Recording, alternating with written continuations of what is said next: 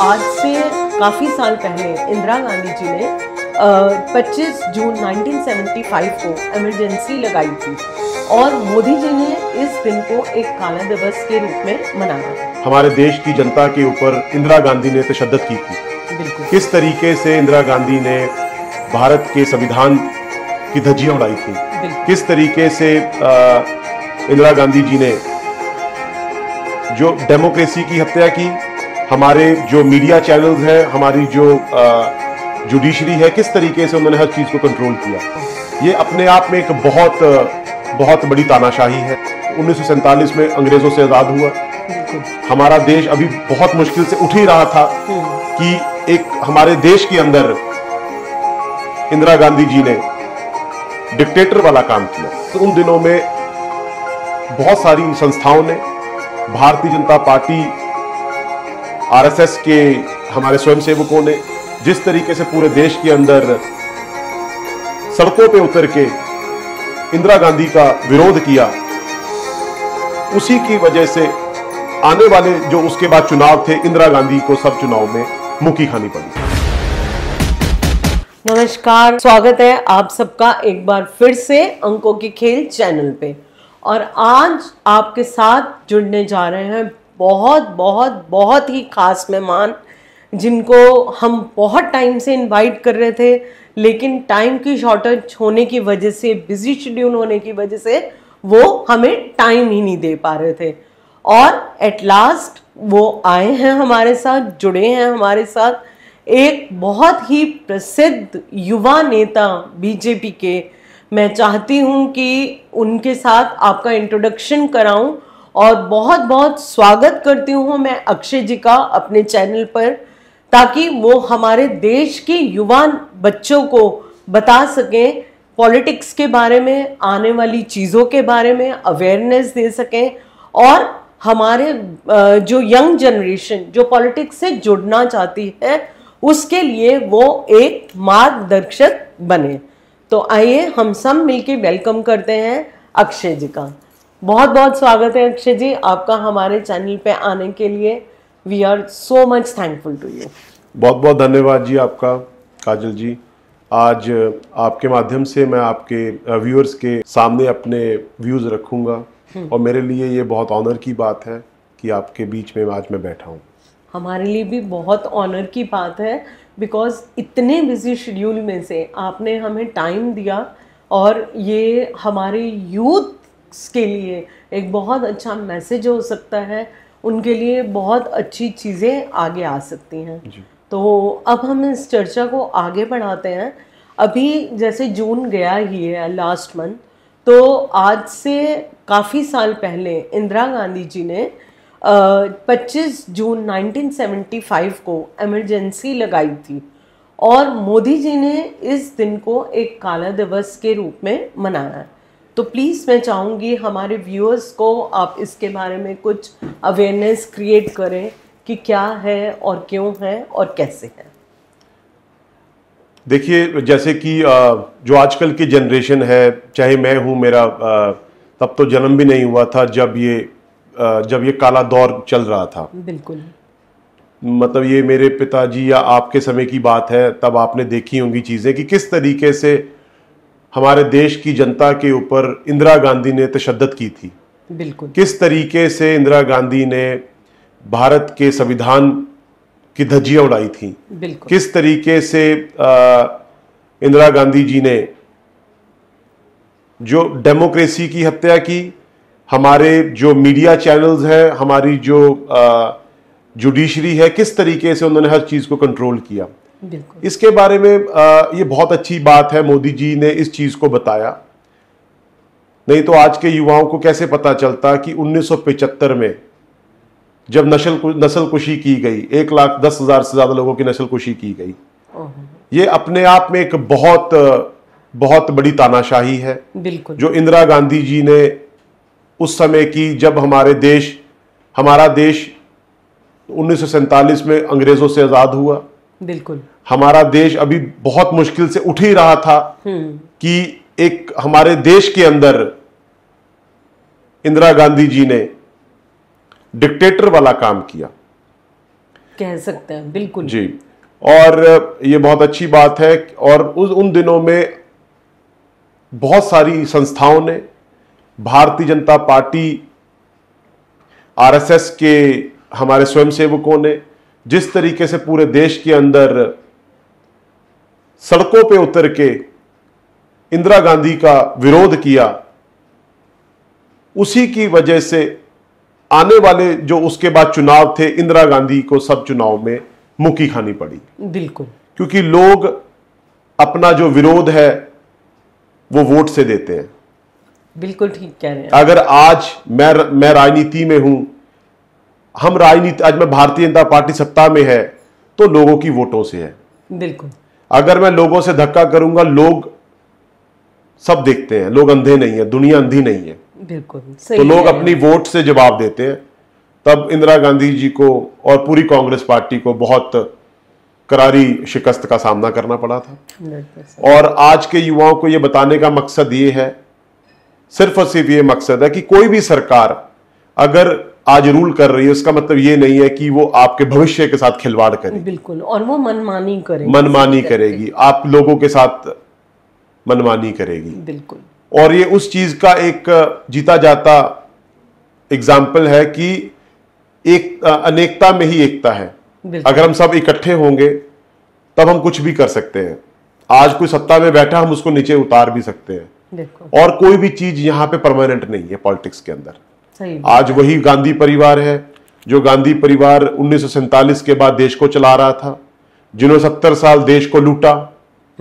जब से भारतीय जनता पार्टी, मोदी जी की सरकार आई, आज इनकी सरकार देश में तो गई ही गई, हर प्रदेश में से चली गई। बिल्कुल, आज कहीं पे भी कोई कांग्रेस का नाम लेने को तैयार नहीं है।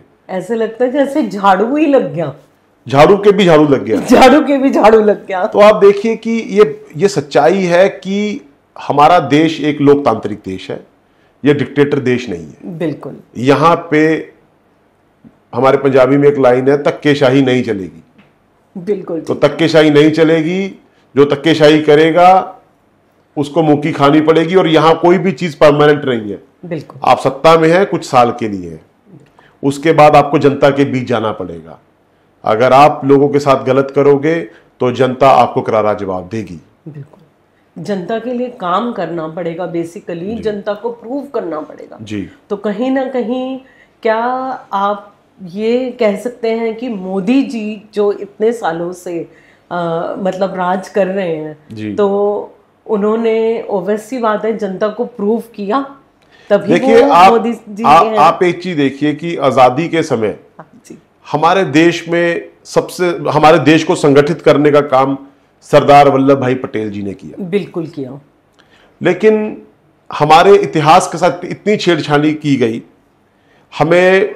हमारी जो बुक्स थी, हमारा जो लिटरेचर था, उस लिटरेचर में हमें हमारे देश के रियल हीरोज के बारे में बताया ही नहीं गया। बिल्कुल, हमारे लिटरेचर में, हमारे सिलेबस में ऐसी चीजें हमें पढ़ाई गई जिसका हमारे देश के साथ कुछ ज्यादा सरोकार ही नहीं है। बिल्कुल सही कह। हमें हमेशा यह दिखाया गया कि आप लोग गुलाम थे, आप लोगों पे मुगलों ने आके आप पे राज किया। मुगलर एम्परर थे, मुगलों ने ये किया, मुगलों ने बड़ी बड़ी बिल्डिंग्स बनाई, इमारतें बनाई, ये किया। क्यों बाकी कोई यहाँ देश के अंदर राजे नहीं थे? बिल्कुल। क्या देश के अंदर किसी तरीके के लोग यहाँ बसते नहीं थे? बिल्कुल बसते हैं। सरदार वल्लभ भाई पटेल जी की वजह से आज जो भारत इतना सुंदर देश, जिसकी पूरी दुनिया के अंदर तूती बोलती है, बिल्कुल, आज कश्मीर से कन्याकुमारी तक एक बहुत सुंदर देश जो बना, उसकी सबसे बड़ी देन है सरदार वल्लभ भाई पटेल। सही बात। सरदार वल्लभ भाई पटेल जी के जाने के बाद कांग्रेस पार्टी ने कभी उनको उस तरीके सम्मान नहीं दिया। हमारी मोदी सरकार ने, भारतीय जनता पार्टी ने, नरेंद्र मोदी जी ने स्टैच्यू ऑफ यूनिटी बनाया। बिल्कुल बनाया। ये अपने आप में एक बहुत बड़ी चीज है। आज पूरे विश्व के लोग वहां पे उस स्टैच्यू ऑफ यूनिटी को देखने के लिए आते हैं गुजरात के अंदर। बिल्कुल। नहीं तो हम लोग हम जाते हैं कि लंदन जाएंगे, वहां एफिल टावर देखेंगे, सॉरी पेरिस जाएंगे एफिल टावर देखेंगे, हाँ। लंदन जाएंगे तो लंदन ब्रिज देखेंगे। बिल्कुल। या मतलब किसी भी तरीके से आप देखिए, अमेरिका जाएंगे तो वहां की चीजें देखेंगे। तो भारत के अंदर जिस तरीके से मोदी जी ने हमारे देश के जो रियल हीरोज हैं उनको आगे लेके आए। और देश के अंदर जिन लोगों ने हमारे कॉन्स्टिट्यूशन की हत्या की, उनके बारे में बताना भी जरूरी है। बिल्कुल सही बात है, नहीं तो यूथ को इसके बारे में अवेयरनेस कैसे होगी। बिल्कुल। हमारे पास आप देखिए कितने मुद्दे हैं हमारे देश में। जब पहले चिल्ड्रंस डे होता था तो चिल्ड्रंस डे का मतलब था चाचा नेहरू का जन्मदिन। बिल्कुल, आप भी जानते हैं। बिल्कुल। आजाद भारत के बाद 70 साल कांग्रेस की सरकार रही, मनमोहन सिंह भी उस पार्टी के अंदर प्रधानमंत्री रहे। बिल्कुल रहे। लेकिन हमारे जिन्होंने एक बहुत बड़ा बलिदान दिया, 4 साहबजादे हमारे, बिल्कुल, जिसके ऊपर हमें बहुत ज्यादा गर्व है। मैं पंजाब से बिलोंग करता हूं, मुझे 4 साहबजादों के ऊपर बहुत गर्व है, जिन्होंने अपनी जान, जो बहुत छोटे थे, जिन्होंने अपनी जान सिर्फ और सिर्फ धर्म की रक्षा के लिए दी, सिर्फ धर्म की रक्षा के लिए, मानवता की रक्षा के लिए दी। बिल्कुल। उन लोगों जो हमारे हम उनको गुरु साहब बोलते हैं, पंजाब के अंदर से मैं आता हूं। बिल्कुल। अगर उनको बच्चों, आने वाली पीढ़ी को अगर वो बताने का काम किया तो मोदी जी ने किया। बिल्कुल। उनकी याद में चिल्ड्रंस डे को बाल दिवस का नाम दिया। आज बाल दिवस की बात पूरा देश नहीं, पूरी दुनिया करता है। जो आज हमारे देश की 150 करोड़ के आसपास की आबादी हो गई है, हमारे देश के अंदर 70% युवा 35 ईयर्स के नीचे हैं। बिल्कुल। और मैं कहूंगा कि ऑलमोस्ट 30 से 40 करोड़ जो बच्चे अभी स्कूलों में पढ़ रहे हैं पूरे देश के अंदर, आज उनके सिलेबस में आ गया है। Very nice. और जब वो सिलेबस में आता है तो उन बच्चों के बारे में जिनको हम बाल दिवस का नाम दिया, उनके बलिदान की जब वो गाथा देखते हैं तो उनके अंदर एक इंस्पिरेशन आती है। बिल्कुल। कि किस तरह एक जोश आता है। उन लोगों को वो उनको बच्चे आइडलाइज करते हैं और ये चीज अपने जिंदगी में एम करते हैं कि हमें उनके जैसा बनना है। बिल्कुल, एक रोल मॉडल की तरह। तो ऐसा काम करने का जो काम है वो मोदी जी ने किया है। Very good. इससे पहले भी सरकारें थी बहुत, उन सरकारों ने ये चीजें क्यों नहीं की। और मेरा मानना ये भी है, और मैं जानना भी चाहती हूँ कि जो बीजेपी की सरकार, स्पेशली मोदी जी ने जो जिस लेवल पे, एक इंटरनेशनल लेवल पे हमारे इंडिया को, हमारे भारत को एक रिकॉग्नाइजेशन दिलाई, तो वो कांग्रेस क्यों नहीं कर पाई। तो देखिए कि कुछ लोग होते हैं काम करने वाले और कुछ लोग होते हैं सत्ता आने के बाद आराम करने वाले। बिल्कुल। मोदी जी एक स्वयंसेवक है, उन्होंने आरएसएस के बीच में प्रचारक के रूप में काम किया। बिल्कुल। और पहले वो नीचे से धरातल से आए, बहुत ही छोटे लेवल से मोदी जी ने स्टार्ट करा। जिस बंदे की जो कहते हैं ना परवरिश होती है, जो स्पोर्ट्समैन होता है ना, वो स्पोर्ट्समैन जब बचपन में स्पोर्ट्स करता है वो सारी जिंदगी फिट रहता है। बिल्कुल। आप देखेंगे कि किसी बंदे की 70 साल की उम्र है और आप उसके मतलब उससे मिलेंगे तो आपको लगेगा नहीं कभी भी कि वो 70 साल के, वो फिट होंगे जैसे कि 45 साल का कोई युवा 45 साल का बंदा काम करता है, वैसे ही फिट होंगे, वैसे ही उनकी बॉडी का स्ट्रक्चर होगा। उसका कारण है फाउंडेशन। बिल्कुल। तो ऐसे ही इन कांग्रेसियों की फाउंडेशन ही मतलब ड्राइंग रूम पॉलिटिक्स है, और हमारी भाजपा की जो फाउंडेशन है वो ग्रास रूट पॉलिटिक्स है। ग्रास रूट के अंदर आपको लोगों के अंदर जाना पड़ता है, लोगों के दुख सुनने पड़ते हैं, लोगों की जिंदगी को अब करीब से देखना पड़ता है। तो मोदी जी ने आज पूरे देश के अंदर जो इंटरनेशनल डिप्लोमेसी की बात करें या हमारे देश का जो ग्राफ पूरे वर्ल्ड में बढ़ाया है, कहने वाले कुछ भी कहें, क्रिटिक तो हर चीज के होते हैं। एक घर के अंदर 5 मेंबर होते हैं ना, 5 लोगों को अगर लंच बनाना है तो अगर जैसे आपके बच्चे हो, घर पे 5 मेंबर हैं फॉर एग्जांपल, तो आपको लंच बनाना है, तो अगर आप सबसे पूछने लग जाओ ना कि बच्चा तू की खाएगा, अपने हस्बैंड से पूछे क्या, तो कोई कहेगा भिंडी खानी है, कोई कहेगा तोरी खानी है, कोई कहेगा शाही पनीर खाना है। बिल्कुल। आप बना के रख दोगे सब खा लेंगे। बिल्कुल। तो यार सब्जी पे सलाह नहीं बनती। बिल्कुल। तो देश के लिए मोदी जी अच्छा कर रहे हैं, तो उन लोगों को कैसे ये बात हजम आ जाएगी जिन्होंने देश को लूटा है। बिल्कुल, क्योंकि मोदी जी तो इतना आगे बढ़ते जा रहे हैं, और बहुत गर्व की बात है हम सबके लिए कि मोदी जी ने जो इंटरनेशनल लेवल पे हमारे देश को जो एक रिकॉग्नाइजेशन दी है, मैंने बहुत इंटरव्यूज में सुना है, जो हमारे इंडियंस हैं, they always say that we are really proud of Modi sir. देखिए मोदी जी ऐसा है, साल में दिन होता है 365। बिल्कुल। एक दिन में घंटे होते हैं 24। बिल्कुल। आप अपने आप को टाइम मैनेजमेंट करके देखिए। हमारे देश की मान लीजिए 150 करोड़ के आसपास की पॉपुलेशन है, वैसे रजिस्टर्ड 145 करोड़ के आसपास की हो गई है। उसके बाद पूरे दुनिया के अंदर 200 से ज्यादा देश है। एक ही साल है, एक दिन के अंदर 24 ही घंटे हैं। बिल्कुल। लेकिन कोई बंदा 24 घंटे मशीन की तरह काम कर रहा है तो हजम नहीं आ रहा विपक्ष को कि वो काम कैसे कर रहे हैं, कैसे कर रहे हैं। जो काम करेगा उसका तो नाम होना ही है ना, होना ही है। आप रजाई ओढ़ के अगर बेड पे लेटे रहोगे तो कौन से आप फन्ने खा बन जाओगे। बिल्कुल। आपको अपना बेड छोड़ना पड़ेगा, तो ही आपको पूरे देश के अंदर, दुनिया के अंदर आपका नाम बनेगा।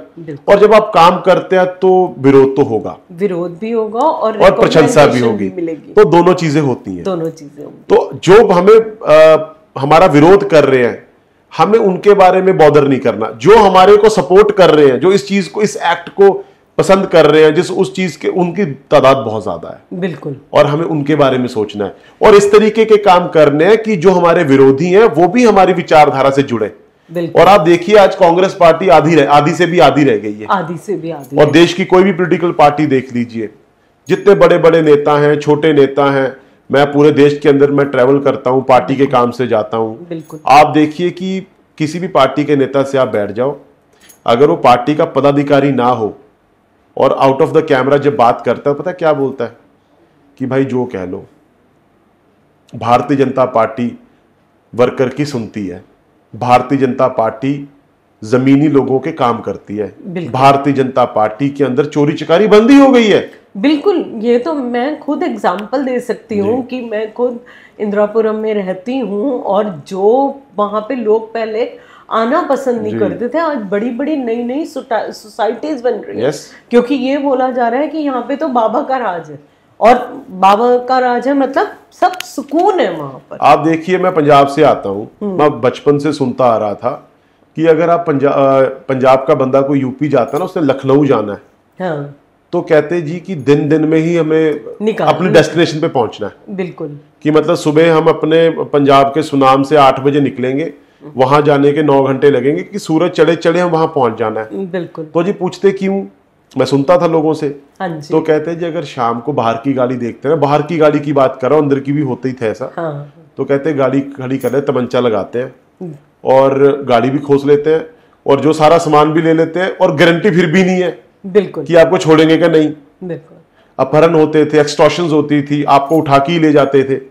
उसके बाद आपके घर चिट्ठियां आती थी, कि तब फोन तो होते नहीं थे, चिट्ठियां आती थी कि इतने पैसे वहां छोड़ जाओ तो आपका बंदा छोड़ देंगे। हाँ, फिरौती मांगते थे, बहुत ज्यादा गुंडा राज था। फीमेल्स के लिए बहुत इनसिक्योरिटी थी, लेकिन मैं अब देखती हूँ कि हमारी सोसाइटी के आसपास मेरे ख्याल से more than hundreds of societies हैं, और जो फीमेल्स हैं वो रात को 2-2 बजे तक घूम रही हैं। आप नोएडा की बात कर रहे हैं। बिल्कुल। ग्रेटर नोएडा, और ऊपर आप आगरा तक भी चले जाइए। बिल्कुल। पूरे एक्सप्रेस वे में आप किसी लड़की को एक्टिवा पे भी भेज दीजिएगा, अगर किसी की तरफ कोई लड़का देख भी जाए, मतलब गलत नजर से, हाँ, तो मतलब मेरी गारंटी है ना ये। बिल्कुल। मैंने 50 केस ऐसे देख लिए हैं। आज अपने आप को यूपी के अंदर लोग बाहुबली कहने से डरते हैं, क्योंकि उनको पता है बाहुबली यहाँ पे एक ही है, वो है योगी। क्योंकि जो बहू बेटियों की इज्जत को बचाएगा, जो बिजनेसमैन को एक सेफ एनवायरनमेंट देगा, जो आम लोगों को एक बेटर इंफ्रास्ट्रक्चर देगा, मतलब वहां पे कोई लूट खसुट नहीं हो रही है, तो लोग उसी को बाहुबली कहेंगे ना। बाहुबली का मतलब ये थोड़ी है कि मैं 10 लोगों के साथ आया और आपकी टांगे बाजू तोड़ दी, ये काहे का बाहुबली है? ये काहे का बाहुबली है? गरीब आदमी के ऊपर अत्याचार करना, ये कहाँ का बाहुबलपन है? बिल्कुल। तो अब न्यू इंडिया है, और हमारा जो भारत है वो विश्व गुरु बनने की तरफ बहुत तेजी से बढ़ रहा है। बिल्कुल जी। तो इसका मतलब यही कह सकते हैं कि जो हमारी बीजेपी सरकार है, हमारे मोदी जी हैं, या आप जैसे जो उभरते हुए युवा नेता हैं, तो वो हमेशा जनता के साथ खड़े हैं, जनता के लिए काम करने के लिए खड़े हैं।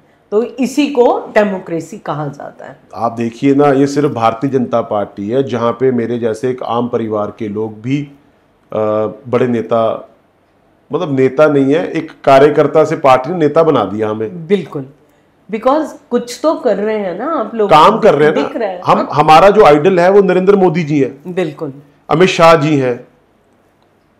वो जब दिन में 18-18 घंटे काम करते हैं तो हम कैसे बेड पे सो जाएं? बिल्कुल, आप तो 20 घंटे कर सकते हो। हम तो उनसे यंग हैं। बिल्कुल, मैं कल की बात बता रहा हूं। आज आप जब ये शो रिकॉर्ड कर रहे हैं, कल मैं सुबह 6 बजे उठा था, रात को 3 बजे सोया, 21 घंटे काम किया। ऐसा नहीं है कि कोई लालच था, कोई पैसे के लिए काम किया। पैशन भी कोई चीज होती है ना।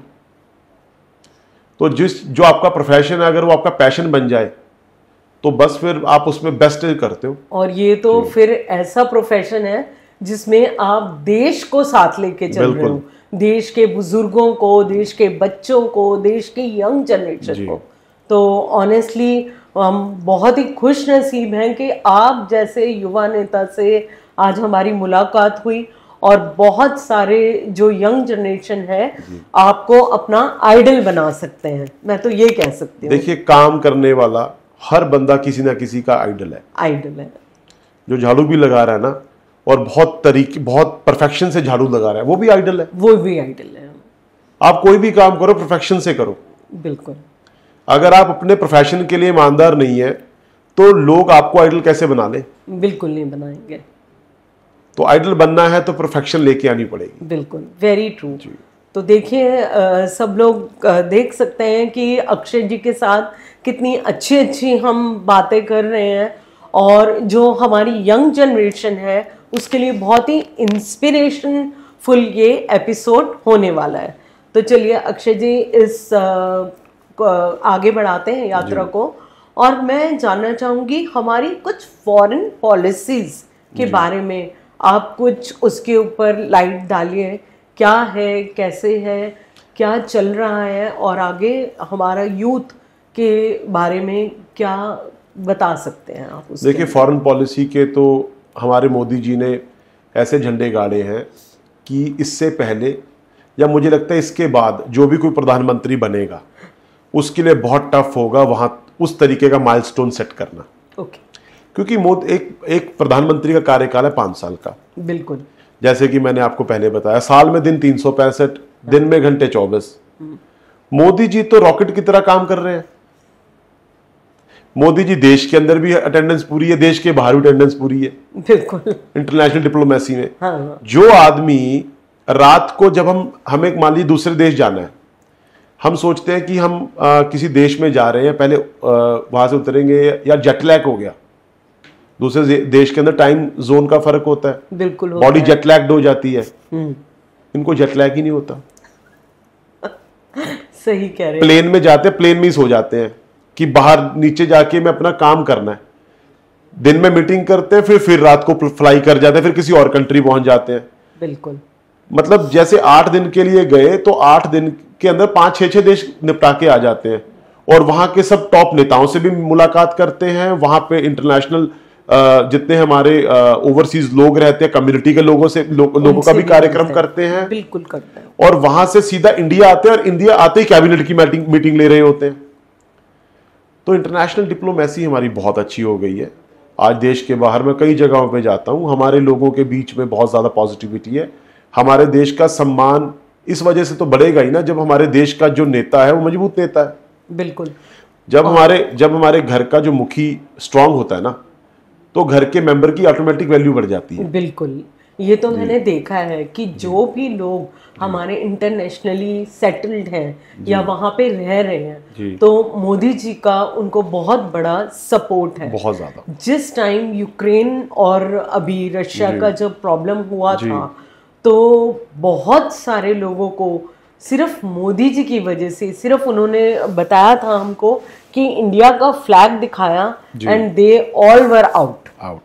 तो आप देखिए ना, अगर आप बात करती हैं यूक्रेन रशिया वॉर की, अगर आप बात करते हैं, अभी ईरान के बीच में भी हमारे स्टूडेंट्स थे, बिल्कुल उनको लेके आए। उसके बाद अगर आप बात करते हैं कि कोरोना काल के अंदर पूरे वर्ल्ड को वैक्सीन देने का काम बिल्कुल किया, ठीक है, पूरे देश को वैक्सीन दिया। दूसरे देशों से अपने लोगों को देश में लेके आए। हमारे देश की पॉपुलेशन आप समझिए कितनी ज्यादा है। बिल्कुल। इतनी ज्यादा पॉपुलेशन के बावजूद भी हम किसी फ्रंट पे फेल ही नहीं है। और हमें प्राउड फील होता है। पहले शायद कहीं ना कहीं जो इंडियंस रहते हैं उनको अंदर से लगता था, डर लगता था बताने में कि हम इंडियंस हैं। बट अब मैं देख रही हूँ कि बाहर जो लोग हमारी कम्युनिटी के हैं, चाहे वो पंजाब से हैं, साउथ इंडिया से हैं, नॉर्थ इंडिया से हैं या नॉर्थ से हैं, कहीं से भी हैं, कैलकाटा से हैं, बट उनके अंदर एक बहुत प्राउड की फीलिंग है कि वी रिप्रेजेंट इंडिया। तो पहले लोगों को अगर कोई कहता था ना भारत माता की जय बोलो, तो शर्माते थे। अब आप कनॉट प्लेस के अंदर, इंडिया गेट के बाहर किसी भी जगह खड़े होकर नारा मार दो भारत माता की जय, तो 50 लोग अपने आप नारा छोड़ देंगे भारत माता की जय। क्योंकि लोगों के बीच में उस चीज को बताया कि भाई इसकी जय मतलब तुम्हारे देश की जय, तुम्हारे देश की जय होगी तो तुम लोगों की जय होगी। बिल्कुल। लोग प्राउड महसूस कर रहे हैं, आज इंडियन आर्मी की बात करें, पहले इंडियन आर्मी की हम अक्सर देखते थे कि किस तरीके से हमारे जवानों के पास हथियार थे, चलाने की परमिशन नहीं थी। बिल्कुल। आज हमारे मोदी जब से सरकार में आए हैं, गोलियां छोड़ो तोपें चलाने की परमिशन दे रखी है। बिल्कुल। क्योंकि जब तक आर्मी को परमिशन नहीं होगी तो देश की सुरक्षा का वहां पे क्वेश्चन मार्क आ जाता है। बिल्कुल। तो इसलिए हम कह सकते हैं कि मोदी जी ने जो स्टेप्स लिए हैं बहुत ही स्ट्रॉन्ग स्टेप्स उन्होंने। देखो मोदी जी ने देश के लिए जो कर दिया आज से पहले कोई नहीं कर पाया। अगर हम बात करते हैं कि इंदिरा गांधी जी के पास में हम भारतीय जनता पार्टी से ज्यादा लोकसभा में सीटें थी, प्रदेशों में सरकारें थी, लेकिन उन्होंने क्या किया, अपने घर भरे, डिक्टेटरशिप की, अपनी कुर्सी बचाने के लिए इमरजेंसी जैसी चीजें की। बिल्कुल। और उन दिनों में उन्होंने जो उनके जो सांसद होते थे वो जैसे कि उनके कोई घर पे कमांडो रहा उसको सांसद बना दिया। हम सुनते थे कि उनके घर पे कोई काम करने वाला था उसको बड़े बड़े पदों पे पहुंचा दिया, कोई बावर्ची रोटी बनाता था उसको कुछ बना दिया। ये सच्चाई है, ये तो इतिहास में लिखी हुई बातें हैं, मैं खुद से नहीं कह रहा हूं। बिल्कुल। और आज मोदी जी के राज में मान लीजिए कल मेरे को कोई जिम्मेवारी मिलनी है या मिलती है, वो सिर्फ इस वजह से मिलती है कि मैं काम करता हूं, मैं रिजल्ट दे रहा हूं तो मैं वहां हूं। अगर मैं रिजल्ट नहीं दूंगा तो मैं बहुत अच्छा कार्यकर्ता हो सकता हूं पर मैं किसी पद पे नहीं हो सकता काम करने की वजह से। बिल्कुल। यहाँ पे काम आप देखिए कितने आम परिवारों के लोग यहाँ सांसद बनते हैं, मंत्री बनते हैं, गवर्नर, सीएम बनते हैं। आप अगर बात भी मध्य प्रदेश में, मैं वहां पे युवा मोर्चा के नाते से काम देखता हूं, तो मैं मध्य प्रदेश में था तो मध्य प्रदेश के मुख्यमंत्री देखिए मोहन यादव, किसी सोचा नहीं था कि वो मुख्यमंत्री होंगे। वीडी शर्मा जी देखिए आप वहां के प्रदेश अध्यक्ष सांसद बनाए। वहां की एक महिला मोर्चा की हमारे मेरे को मिले अभी लेडी थी वो सांसद बनाई। बिल्कुल एक वहां से मंत्री ठाकुर जी हैं, वो उनके बारे में मैं एक भाषण में सुन रहा था, वो टेलीफोन ऑपरेटर थी। वो बताइए, वो एक पीसीओ चलाती थी। वो बताइए, पीसीओ चलाने वाले को आज केंद्रीय मंत्री बना दिया भारत सरकार का, वुमेन चाइल्ड डेवलपमेंट का MOS है वो। तो ये सिर्फ भारतीय जनता पार्टी में हो सकता है जहां पे काम करने वाले कार्यकर्ताओं को मौका मिलता है और उनको मौका दिया जाता है। ये बार बार जाता ग्राउंड लेवल से उठ के आए या कैसे, बार बार मैं आपको क्या कह रहा हूं, ये जो मैं ग्राउंड लेवल की बात कर रहा हूं, जब मैं केंद्रीय मंत्री स्तर की बात कर रहा हूं तो वहीं से देखिए ना आप। बिल्कुल। कितने केंद्रीय मंत्री हमारे देश के ऐसे हैं जो बहुत साधारण परिवारों से आते हैं, जिन्होंने बहुत ज्यादा पढ़ाई भी नहीं की हुई है, लेकिन उनके पास ऐसा एक्सपीरियंस है, उनके पास लोगों की नब्ज पढ़ने का ऐसा एक्सपीरियंस है कि वो लोगों के वेलफेयर के लिए इतना काम कर चुके हैं कि वो संगठन की मजबूरी है और देश की जरूरत है। जब आप देश की जरूरत बन जाओगे तो आप घर पे चाहे कहीं पे भी बैठे हो, आपको पार्टी ले आएगी और आपको बड़े बड़े पदों से नवाजेगी। बिल्कुल जी, ये बिल्कुल उसी तरीके से हो गया कि जिस टाइम आज़ादी की लड़ाई लड़ी जा रही थी और लोग आगे निकल रहे थे और यंग लोगों ने भी उसमें इतना पार्टिसिपेट किया और इतने लोग शहीद हुए। और इसी तरीके से बीजेपी की भी कार्यकर्ता की अगर हम बात करें तो बहुत इंस्पिरेशन है कि देखिए आप, ये नहीं है कि वो लोग काम नहीं कर रहे तो उनको पद दिए जा रहे हैं। काम करने वाले को ही पदवी दी जाएगी, नहीं तो नहीं दी जाएगी। भारतीय जनता पार्टी की बहुत अच्छी खूबसूरती ये है कि हमारा संगठन है बहुत बड़ा, बहुत बड़ा। हमारे देश के एक्टिव मेंबर्स हैं 16 करोड़। ओके, ठीक है, तो कई देशों की पॉपुलेशन है जो हमारे देश के एक्टिव मेंबर्स हैं। हाँ। हमारे पास पोस्ट संगठन के कुछ लाख, मैं मतलब प्रॉपर नंबर नहीं जानता, सारे तो पोस्ट होल्डर नहीं है बिल्कुल, लेकिन ये वो लोग हैं जो चाहते हैं कि इंडिया नंबर 1 रहे, नेशन फर्स्ट। बिल्कुल नहीं, आप ये देखिए, हर किसी को मंत्री संतरी से काम नहीं होता, हर किसी को कोई पर्सनल स्वार्थ नहीं होता, हर किसी को पद भी नहीं चाहिए होता। बाकी लोग कौन है? कार्यकर्ता है। वो कार्यकर्ता कैसे बने? कार्यकर्ता तब बनते हैं ना जब वो देखते हैं कि भाई वो बंदा जो मान लीजिए सर्वोच्च पद पे है, नरेंद्र मोदी जी तीसरी बार प्रधानमंत्री बन गए, बिल्कुल, वो तो उनको क्या जरूरत है?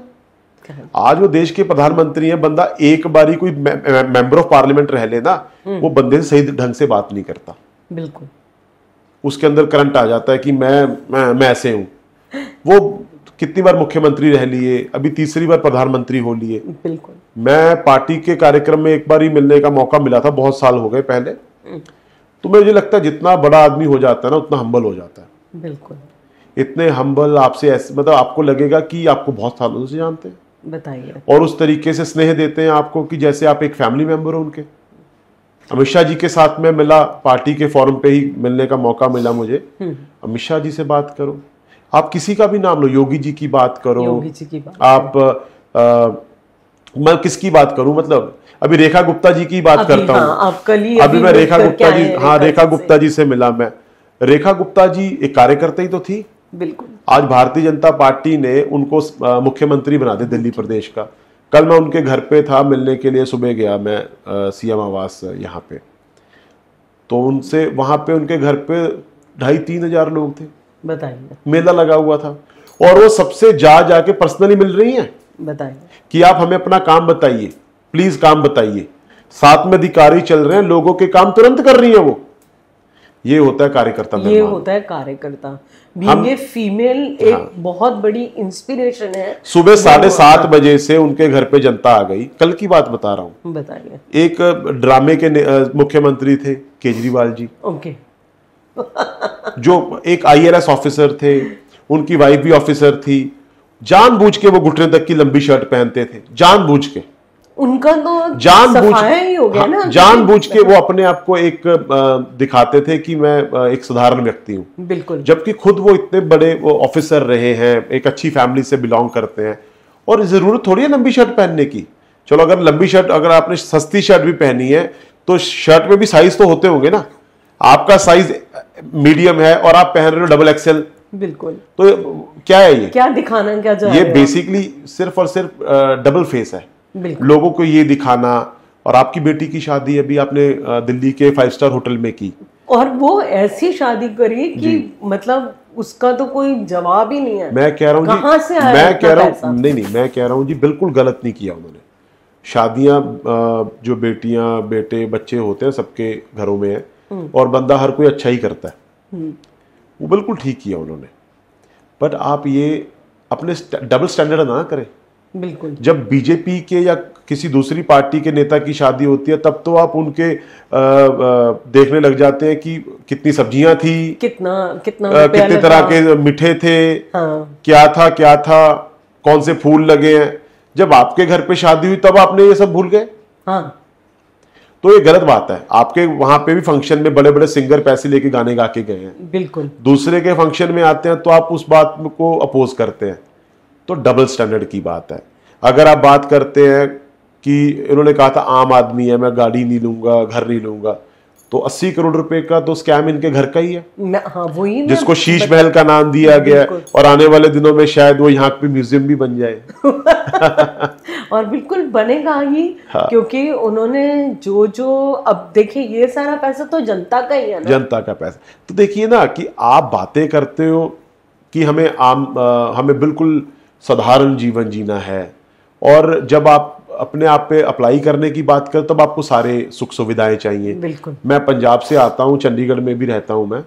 तो आज पंजाब पंजाब की सिक्योरिटी, बहुत ज़्यादा सिक्योरिटी का कॉन्वॉय, पंजाब के सीएम की बड़ी बड़ी गाड़ियाँ केजरीवाल साहब, मनोज सिसोदिया जी यूज़ कर रहे हैं।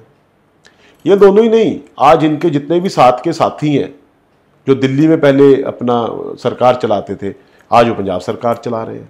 बताइए जी। अक्षय जी, मैं जानना चाहती हूँ कि दिल्ली में तो आम आदमी पार्टी पर लग गया उन्हीं का दिया हुआ झाड़ू, तो अब आप पंजाब से बिलोंग करते हैं, तो पंजाब में आम आदमी पार्टी क्या कर रही है और वो क्या कर पाएगी आगे? पंजाब में आम आदमी पार्टी सिर्फ बातें कर रही है, लोगों को, पंजाबियों को लूट रही है, पंजाबियों की ज़मीनों को हड़प रही है। जिस तरीके से वो लैंड पूलिंग की पॉलिसीज लेके आ रहे हैं, उस तरीके से वो सारे पंजाब के अंदर अपने ज़मीनें खरीद के, अपनी ज़मीनों के, दिल्ली के, उनके मुंबई के या और देशों के व्यापारी उनकी ज़मीनें पहले वो खरीद लेते हैं, बाद में फिर वहाँ पे लैंड पूलिंग ला के ज़मीन के रेट बढ़ा देते हैं। आने वाले दिनों में आप देखेंगे पंजाब जो कृषि प्रधान देश था, कृषि प्रधान स्टेट था, बिल्कुल, वहां तो ये हर जगह पे कंस्ट्रक्शन करते जा रहे हैं, सारी जमीनों को जोनिंग कर रहे हैं। जब जोनिंग हो जाएगी तो वहां फसल कैसे होगी? नहीं हो पाएगी। जोनिंग जब कर देंगे आप तो फसल कैसे होगी? तो आपने जोनिंग कर दी, जोनिंग करने के बाद मान लीजिए डेवलपमेंट नहीं की, तो डेवलपमेंट ना करने से वो जोन जो है वहां पे फसल नहीं होएगी, फसल नहीं होएगी तो किसान रोटी कहां से खाएगा? बिल्कुल, किसान तो छोड़ दीजिए, बाकी जनता रोटी कहां से खाएगी? आप कितना मर्जी पैसा कमा लीजिए, अगर आपके पेट में अन्न और पानी नहीं जाएगा तो आप कितने दिन जी लेंगी? नहीं जी पाएंगे। हम लोग बुनियादी स्ट्रक्चर मतलब खराब कर रहे हैं। हम मतलब पैसे की भूख में ये भूल चुके हैं कि पंजाब के लोगों का सीरियस ग्रीवियंस क्या है।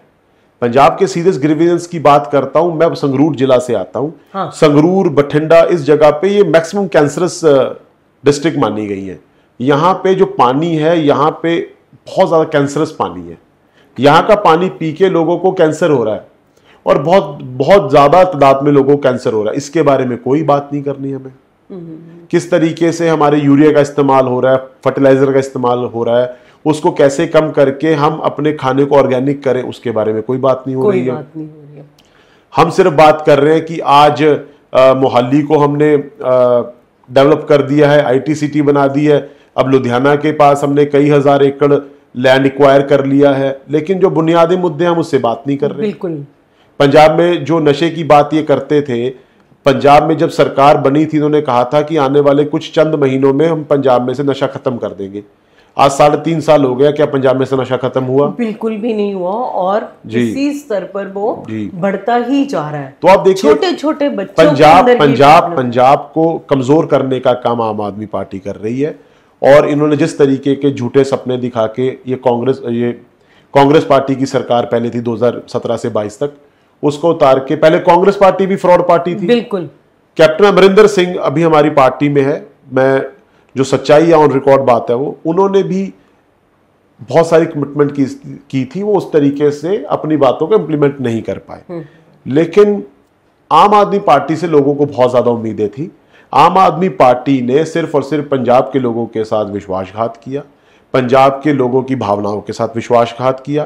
पंजाब एक इकलौता वो स्टेट था जहां पे उन्होंने आम आदमी पार्टी को जाति से, रंग से और हर चीज से ऊपर उठ के वोट दी। पंजाब में उनके 92 MLA जिताए 117 में से, उनको सबसे लार्जेस्ट पार्टी बनाया। जैसे दिल्ली में एक बारी जब आम आदमी पार्टी आई थी तो मैसिव वोट लेके आई थी। बिल्कुल। किसी ने सोचा नहीं था कि देश के अंदर इस तरीके की जीत भी किसी पार्टी की हो सकती है। बिल्कुल। जो पार्टी यहाँ पे लाल किले से शुरू हुई हो 2011-12 के सालों में और 2014-15 आते आते सरकार बना गई, क्योंकि लोगों को इन्होंने होप दी। जब आप किसी को होप देते हो तो बंदा आपके साथ बच जाता है, और जब आप उसकी होप तोड़ते हो तो वो आपको मिट्टी में मिला देता है। बिल्कुल। और ऐसा ही तो ऐसा दिल्ली की जनता तो समझदार हो गई। दिल्ली की जनता ने तो इसकी बातों में आके अपने जिंदगी के 10-11 साल खराब किए। आप दिल्ली की बात करो, पोल्यूशन की, दिल्ली में किस तरीके से इन्होंने पोल्यूशन को बढ़ाया, बहुत ज्यादा फैक्ट्रीज की इन्होंने, कोई जांच नहीं की, ऑड इवन करके लोगों को लूटा। दिल्ली के अंदर इन्होंने जो जितनी भी पॉलिसीज बनाई, कोई भी काम ना आई। वाटर लॉगिंग की बात करते हैं, आज भी बारिश हो रही है दिल्ली में। बिल्कुल। आज जब ये रिकॉर्ड हो रहा है तो बाहर बारिश हो रही है। बिल्कुल। तो आप देखिए कि आजकल कोई वाटर लॉगिंग ज्यादा होती है। सरकार भी वही, मतलब सरकार ही बदली है, कर्मचारी तो वही है, स्टाफ वही है, बिल्कुल, रोड सब कुछ वही है। ऐसा क्या हो गया कि अब क्यों वाटर लॉगिंग नहीं हो रही? बिल्कुल। और अभी रिसेंटली स्टार्ट हुआ है वाटर लॉगिंग की बात तो है ही। ये तो आपने बहुत अच्छी चीज बताई, जो एनक्रोचमेंट्स हो रखी हैं जगह जगह, तो हमारी सरकार, हमारी सीएम मैडम उस पर बहुत अच्छा एक्शन ले रही हैं। आप देखिए ये एनक्रोचमेंट की जरूरत क्यों पड़ी? आज पूरे वर्ल्ड में लोग, इंडिया का मतलब दिल्ली है, हम शो दिल्ली में रिकॉर्ड कर रहे हैं। बिल्कुल। इंडिया का मतलब दिल्ली है क्योंकि दिल्ली हमारे देश की कैपिटल है। बिल्कुल।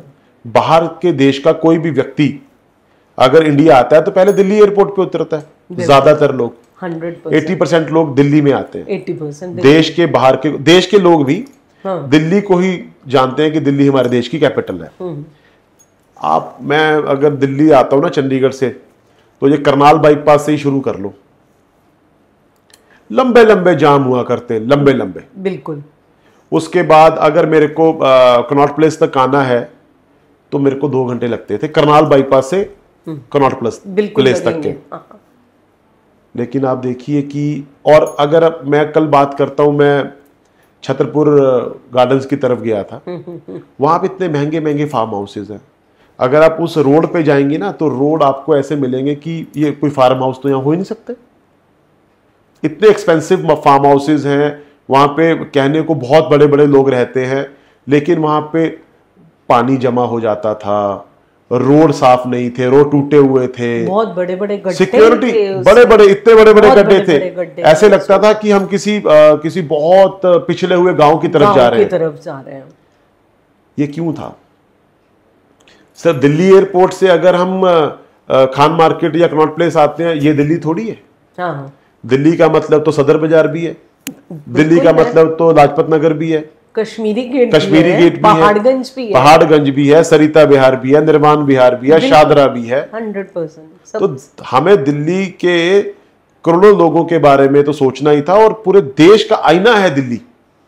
सही। आज भारतीय जनता पार्टी की जो डबल इंजन की सरकार दिल्ली के अंदर बनी है, वो जिस तेजी से और रफ्तार से काम कर रही है, मैं आपसे लिख के दे रहा हूं, ये 5 साल पूरे होने से पहले दिल्ली देश का बहुत ही ज्यादा स्वच्छ शहर बनने जा रहा है। मतलब दिल्ली को एक नया चेहरा मिल जाएगा, आप ये कहना चाहते हैं? दिल्ली मतलब नई दिल्ली नहीं होगा। नई दिल्ली, हम आज की तारीख में अगर कोई बंदा नई दिल्ली जाता है, सेंट्रल सेक्रेटरीट जाता है या उस INA की तरफ जाता है, तो बंदे को लगता है यार ये बहुत अच्छा एरिया है, क्योंकि वो NDMC में है। पर मैं आपको गारंटी दे रहा हूं, जिस तरीके से पार्टी हमारी काम कर रही है, ये पूरा दिल्ली ही नई दिल्ली जैसा दिल्ली बन जाएगा। मतलब पूरा चेंज हो जाएगा। आप देखिए कि जिस तरीके से रोड की बात कर रहे हैं दिल्ली के अंदर, आज वसंत कुंज से सीधा एयरपोर्ट को रोड जा रहा है, सीधा गुड़गांव तक के लिए नीचे से अंडरपास खुल गया अभी 10 दिन पहले। बड़े बड़े पुल हो रहे हैं। आज कोई जो पंजाब से, हरियाणा से, जम्मू कश्मीर, हिमाचल से लोग फ्लाइट लेने के लिए दिल्ली एयरपोर्ट पे आते थे, पानीपत के पास से सीधा एक रोड जा रहा है जो सीधा एयरपोर्ट पे जाएगा। जो ट्रैफिक सिटी में आता था, वो जो सिर्फ और सिर्फ एयरपोर्ट की वजह से सिटी में आता था, वो सीधा बाहर से वहां जाएगा, और उनको टाइम में भी बचत होगी। बंदा जब क्या होता है कि फॉर एग्जांपल लंदन से बंदा चला, लंदन से दिल्ली की फ्लाइट 8 घंटे की, और दिल्ली से पटियाला की जो जर्नी है वो 7 घंटे की, बताइए। और कहने को ये 270-80 किलोमीटर का स्ट्रेच है। फ्लाइट में बंदा आ गया कोई 7-8 हजार किलोमीटर 8 घंटे में, और 300 किलोमीटर कंप्लीट हुआ 7 घंटे में। तो उसको ठीक करने का काम कौन कर रहा है? नरेंद्र मोदी सरकार कर रही है। जो इतने बड़े बड़े लाखों करोड़ के प्रोजेक्ट बन रहे हैं, बड़े बड़े ब्रिजेस बन रहे हैं, अंडरपास बन रहे हैं, और ये तो बन चुके हैं ना। बिल्कुल।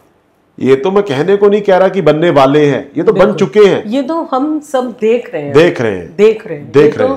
आम जनता की आंखों के आगे है ये डेवलपमेंट, कितनी जबरदस्त डेवलपमेंट हो गई। जो लोग, मैं देश के बाहर कई जगहों पे जाता हूँ, जो लोग कनाडा, ऑस्ट्रेलिया, अमेरिका, लंदन आज से 20 साल पहले चले गए ना, और इंडिया में मान लो कम आते हैं या कभी आते हैं तो एयरपोर्ट से सीधा घर जाते हैं, तो वो लोग क्या बताते हैं, कहते हैं जब हम 20 साल पहले देश को छोड़ के गए थे ना, तब देश के अंदर कुछ नहीं था। आज बाहर के जो लोग यहां से, इंडिया से बाहर चले गए हैं, 70-80% लोगों का ये ड्रीम है बिल्कुल कि अब हम अपने देश को वापस चलें, बिल्कुल अब हम अपने देश को और मजबूत करें, क्योंकि आज देश के अंदर बहुत सारी अपॉर्चुनिटीज हैं। बिल्कुल यहाँ पे बिजनेस अपॉर्चुनिटी, यहाँ पे कोई चीज का बिजनेस कर लो, यूजर ही यूजर है, यहाँ पे यूजर ही यूजर है, कोई भी चीज कर हमारे पास बहुत बड़ा यूजर बेस भी है। आज सरकार ने यहाँ करप्शन खत्म कर दी है, सिंगल विंडो प्रोसेस हो गया है यहाँ पे। आज कोई फैक्ट्री लगानी है या कुछ करना है तो मेरा छोटा भाई ने मेरे से बात की कि मुझे गुजरात में एक प्लांट लगाना है। ऐसे करके डिस्कस कर रहा था वो कि कुछ लोग हमें इकट्ठे करके हम अहमदाबाद के पास में कहीं पे कुछ करेंगे। तो उसने वहां पे जो इन्वेस्ट गुजरात है वहां पे बात की, मेल वगैरह की। अभी तो जस्ट ये प्लान था, तो वहां से उसको एक सीनियर IAS अधिकारी का फोन आया। वो जानता नहीं है कौन नहीं है। वो कह रहे हैं कि जी आपकी हमने मेल देखी थी और आप यहाँ पे इन्वेस्ट करना चाहते हैं, मैं सो एंड सो ऑफिसर हूं, ये आप मेरा नंबर लीजिए, आप अहमदाबाद आइए, मैं आपको मिलूंगा और हम आपकी पूरी हेल्प करेंगे। बताइए, आपकी लैंड में जो भी आपको दिक्कत, हर चीज में आपको हम हेल्प करेंगे, आप इन्वेस्ट करें। हम आपको बिल्कुल सेफ एनवायरनमेंट, इलेक्ट्रिसिटी, वाटर, जो भी चीज की आपको परमिशन की हेल्प चाहिए हम सब देंगे। मेरा भाई हैरान हो गया कि यहां कोई सिफारिश की जरूरत ही नहीं है। बिल्कुल, इतनी ज्यादा ट्रांसपेरेंसी, बिजनेस करने वाले बंदे को इस तरीके की सिक्योरिटी, सेफ्टी तो ये सारी चीजें। आप नोएडा की बात कर रहे हैं, अब यूपी के अंदर कोई पहले फैक्ट्री लगाता नहीं था, अब आज पंजाब की बड़ी बड़ी फैक्ट्री, ट्राइडेंट और बड़े बड़े हमारे जो पंजाब की फैक्ट्रीज हैं, एटलस, हीरो साइकिल वाले, वो सब अपने प्लांट यहाँ पर यूपी में लगा चुके हैं, लगा रहे हैं। मध्य प्रदेश के अंदर हमारे ट्राइडेंट की बहुत बड़ी फैक्ट्री लग चुकी है, जो ट्राइडेंट हमारे पंजाब की बहुत बड़ी फैक्ट्री है, गुप्ता जी की। तो आप देखिए कि आज देश के अंदर ये मतलब जहां पे रीजनल पार्टीज हैं, उसको छोड़ के हर कोई बिजनेसमैन भी चाहता है, बंदा भी चाहता है कि हम जहां जाएं बस बीजेपी का राज हो, क्योंकि बीजेपी हमारे बच्चों की सिक्योरिटी ही कर सकती है। Very true, very true.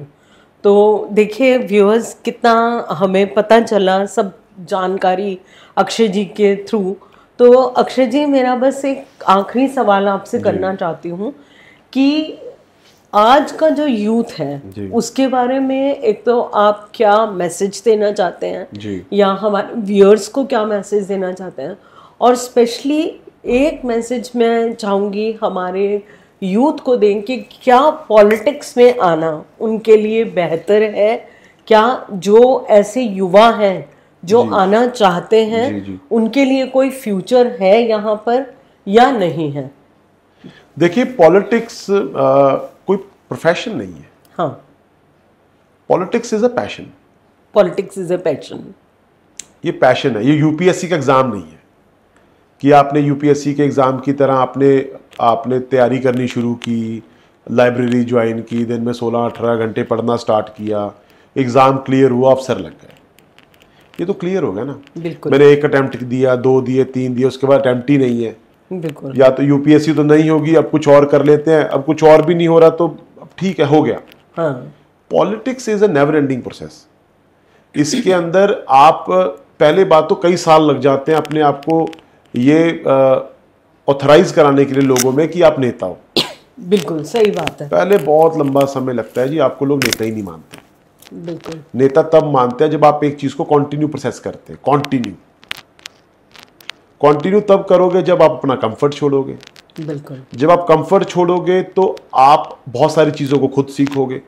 आपके अंदर जब खुद सीखोगे तब आप लोगों को सिखा पाओगे, लोगों के लिए कुछ कर पाओगे। और पॉलिटिक्स का मतलब है लोगों के लिए करना। और ये जो पद हैं ये तो बोनस है। मैंने बहुत अच्छा काम किया, मुझे पार्टी ने कल ये पोस्ट दी, सांसद बनाया, मंत्री बनाया, ये तो बोनस है। कुछ लोग परिवारवाद से, मतलब बहुत पॉलिटिकल फैमिली से आते हैं, हमें उनको देख के नहीं सोचना बिल्कुल कि यार ये बंदा तो उसका बेटा था तो ये बन गया। सारे थोड़ी किसी ना किसी के बेटे हैं। हमें उन लोगों को देख के आगे बढ़ना है जो लोग कुछ नहीं थे लेकिन उन्होंने डेडिकेटली काम किया और आज वो देश के अंदर देश को चलाने के लिए अहम रोल प्ले कर रहे हैं।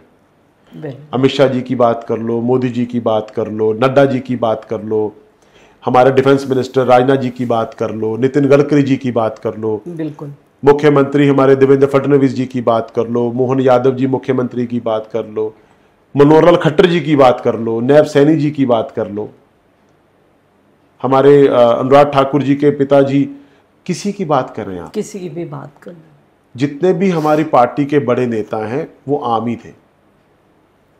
और अगर उनके बेटे भी कुछ या बच्चे कुछ हैं तो वो काम करके वहां तक पहुंचे होंगे, क्योंकि हमारी पार्टी के अंदर सीधा प्रोसेस है, अप्रोच नहीं है, अप्रोच नहीं है, काम करना ही पड़ेगा। काम करना। आज मेरे जैसा एक आम आदमी, आम परिवार का बंदा, अब तो आम आदमी नहीं बोल सकते अपने आप को, हाँ। क्योंकि आम आदमी पार्टी ने इस शब्द को थोड़ा गंदा कर दिया तो अब मेरे जैसे एक आम परिवार का बंदा भी अगर कहीं पहुंच गया है तो ये बीजेपी में ही पॉसिबल है। और बीजेपी में इसलिए पॉसिबल है क्योंकि आप काम करते हो, उसकी रिकॉग्नाइजेशन है। बिल्कुल, और आपने काम किया और आप कर रहे हैं। So it's a never ending process. कहीं पहुंचे हैं तो हमारे को टारगेट सेट हो गया ना, अब मैं यहाँ आ गया, मुझे यहाँ जाना है, यहाँ आ जाऊंगा, यहाँ जाना है। बिल्कुल। तो अपने अंदर ये जो जज्बा है इसको हमें हमेशा एक्टिव रखना है। बिल्कुल। किसी भी चीज को, यूथ को मैं एक ही चीज कहूंगा, बस ये वैसे तो बहुत चीजें कह चुका हूं कि ये प्रोफेशन नहीं है, ये पैशन है। अगर आप देश के लिए कुछ करना चाहते हो तो ये आपके इससे बेटर प्लेटफॉर्म कोई नहीं है। बिल्कुल। और जब आप ये चीजें करोगे इससे आपको सम्मान, समाज में भी सम्मान मिलेगा, परिवार में भी सम्मान मिलेगा और आपको खुद को भी बहुत अच्छा लगेगा। एक प्राउड की फीलिंग आएगी, अपने देश के लिए, अपनी भारत माता के लिए कुछ कर रहे हैं। और आपके साथ में जिस तरीके से आप काम करोगे, आपके गली मोहल्ले के, आपके एरिया के जब लोग जुड़ के आपको रिकॉग्नाइज करते हैं, आपको प्रमोट करते हैं, आपको अप्रिशिएट करते हैं, वो एक बहुत बड़ी सेटिस्फेक्शन है। वो आपको और ज्यादा काम करने के लिए डेडिकेशन देता है, डेडिकेशन देती है, इंस्पायर करती है बहुत ज्यादा। और अपने पॉलिटिक्स के साथ में अपना बिजनेस जरूर करते रहो, पॉलिटिक्स करो। हम तो चलो क्योंकि पार्टी में काफी लंबे समय से काम कर रहे हैं, लेकिन अपना पॉलिटिक्स के साथ में कुछ ना कुछ अपना जिससे आपका परिवार डेली रूटीन चलता रहे, उस पर जरूर फोकस करना है। बिल्कुल। ब्रेड एंड बटर को मतलब ये नहीं है कि पॉलिटिक्स करने लग गए तो सिर्फ पॉलिटिक्स ही करनी है। बिल्कुल। अगर सिर्फ पॉलिटिक्स करोगे तो रोटी कहां से खाओगे? बिल्कुल। तो अपना साथ में कुछ ना कुछ काम धंधा जारी रखो। तो आपका कहने का मतलब ये है कि एक निस्वार्थ भाव से हम कार्यकर्ता बने, उसमें उसको एक प्रोफेशन की तरह ना देख के एक उसकी सपोर्टर की तरह या एक बहुत बड़े कार्यकर्ता की तरह उसको देखें कि हमने करना है, और निस्वार्थ भाव से अपने देश की सेवा और तरक्की के लिए काम करें। जी। तो thank you so much Akshay ji, आप आए, इतना टाइम दिया। तो मैं चाहूँगी कि आप प्लीज़ हमारे इस एपिसोड को देखें, सब्सक्राइब करें, लाइक करें, और जो आज का यूथ है, जो अक्षय जी जैसे यूथ यहाँ पर आए नेता, तो उनकी इस चीज़ को फॉरवर्ड करें ताकि बहुत सारे लोग जो पॉलिटिक्स ज्वाइन करना चाहते हैं तो उनके लिए एक बहुत ही इंटरेस्टिंग रहेगा। एक अवेयरनेस वाला ये एपिसोड बनाया है हमने अक्षय जी को रिक्वेस्ट करके, और वो आए और उन्होंने इतना समय दिया। So once again thank you so much Akshay ji. जय भारत, जय माता की।